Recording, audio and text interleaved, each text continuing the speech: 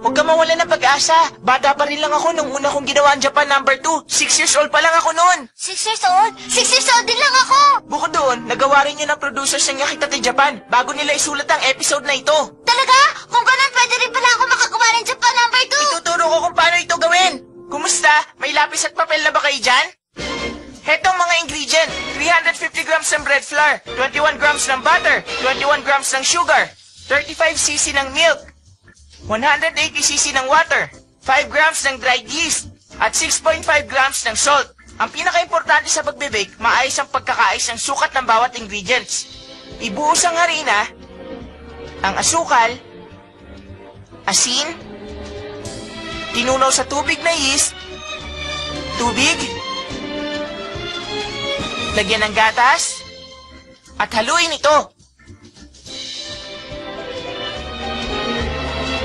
Pagkatapos, saka lagyan ng butter. Tapos masahin pa uli. Kapag hindi na malagkit, ibilog mo na para cute. Iwan mo ito ng mga 60 minutes para sa unang fermentation.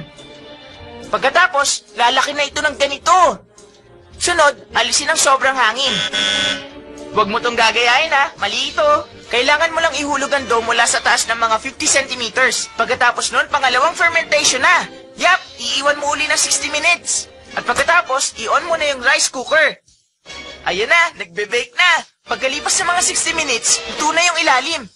Kaya baliktarin mo na.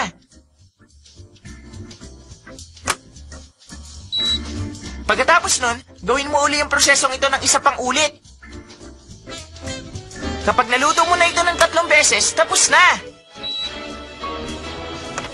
Magtiyaga ka lang ng konti. Meron ka ng masarap, fluffy at original na Japan number 2. Medyo matagal nga lang itong gawin. Pero kung gusto mong maramdaman ang feeling ni Manong Kuroyonagi, simpleng bagay lang ito, hindi ba? Kung feel mong magdagdag ng itlog o ng green tea, pwede rin para lalo kang mag-enjoy.